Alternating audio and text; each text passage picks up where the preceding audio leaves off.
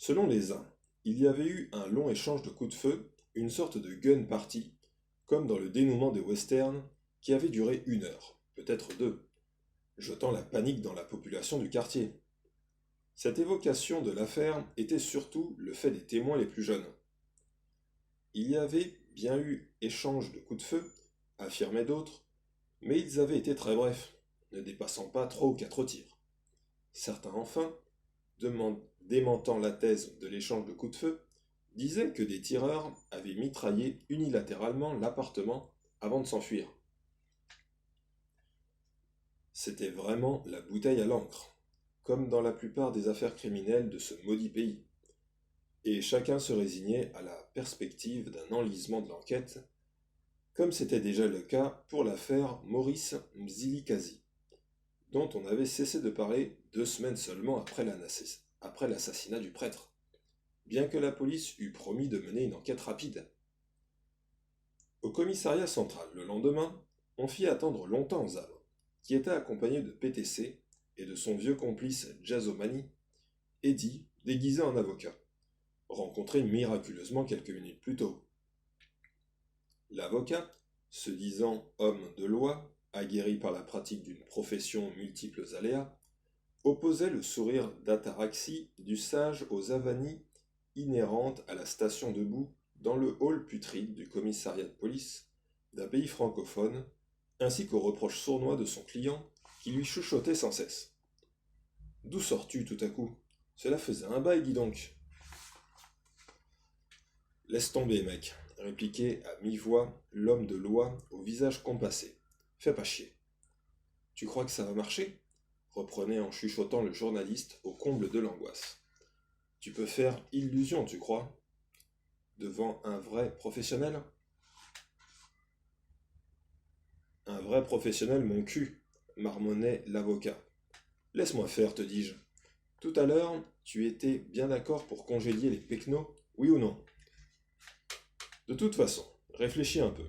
Connard d'un télo à la gomme, qu'est-ce que tu risques, hein? Où tu te crois ici? Au paradis de l'habeas corpus, peut-être? Non, mais je rêve. Attends un peu. Depuis quand connais-tu l'habeas corpus? Merde, la ferme! PTC peu rompu, lui, aux travaux pratiques de stoïcisme, s'irritait de l'odeur entêtante de pisse, du va-et-vient des fonctionnaires, en tenue turbulente, comme des galopins sortant de l'école la journée terminée, des portes qui claquaient, de la pénombre régnant dans ces lieux, de la condition humaine en général, eût-on dit. Ainsi, qu'il fallait s'y attendre, l'interrogatoire de Zamakwe ne donna rien. Le commissaire commença par refuser à l'avocat et à PTC l'entrée de son bureau et leur présence à l'audition du journaliste. Une controverse de droit s'ensuivit, d'où il résulta que l'avocat pouvait légitimement et légalement assister son client dans cette circonstance. PTC étant en ce qui le concernait débouté de sa prétention, faute d'une référence explicite du code de procédure criminelle.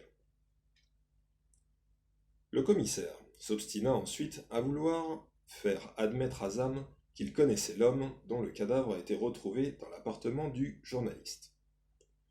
Enfin, monsieur, pontifiait le fonctionnaire, comment peut-on venir se faire assassiner dans l'appartement d'un homme qu'on ne connaît pas, avec lequel on n'a aucun lien de famille, ni d'affaires, ni de politique? Chaque fois que le policier posait cette question, qui ne manquait pas d'une certaine pertinence au regard de la logique policière, il fallait bien en convenir, bien que celle-ci ne ressemble à aucun autre, Zam, à la fois indigné et déboussolé, se tournait la bouche ouverte et le souffle coupé vers son avocat. Monsieur le commissaire, déclarait suavement l'avocat sans se départir d'un sourire qui agaçait Zam. C'est là une très bonne question, sauf votre respect. Mais c'est précisément cette énigme qu'il incombe à l'enquête de résoudre.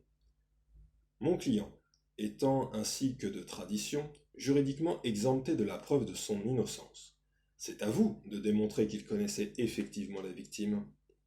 Mais, si j'en juge par votre insistance inconvenante, vous en êtes incapable. On dirait qu'il a appris des trucs par cœur, songeait admirativement le journaliste.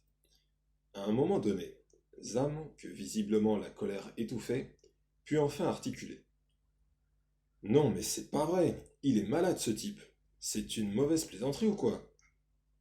Qu'est-ce que j'en ai à foutre de ce Maccabée? Je n'étais même pas chez moi.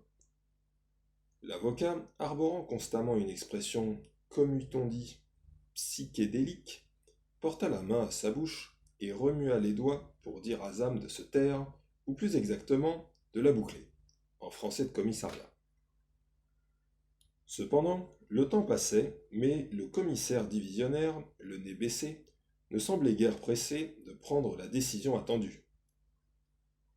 L'avocat se leva à la fin et dit: Monsieur le divisionnaire, pouvons-nous avoir enfin l'honneur et l'avantage de libérer ces lieux augustes? Pour les besoins de l'enquête, décréta finalement le commissaire d'un air accablé, je me vois forcé de recourir à la détention de votre client, maître. L'avocat se rassit, émit un rire bref, soupira et déclara: Je dois dire que, personnellement, je ne vois guère d'objection de procédure à vous opposer. Je vous fais quand même remarquer que mon client, qui appartient à une corporation active et même vindicative, compte de plus dans ce pays de nombreux admirateurs. Je dirais même des partisans fanatiques parmi les jeunes. Imaginez-vous vraiment à quel lever de bouclier vous allez vous trouver confronté, mon cher divisionnaire? J'ose vous signaler qu'on ne peut exclure des initiatives regrettables, certes, mais parfaitement spontanées. L'avocat avait à peine achevé de dérouler sa phraséologie alambiquée que le commissaire, qui s'était levé, déclarait laconiquement comme écœuré. Au revoir, messieurs.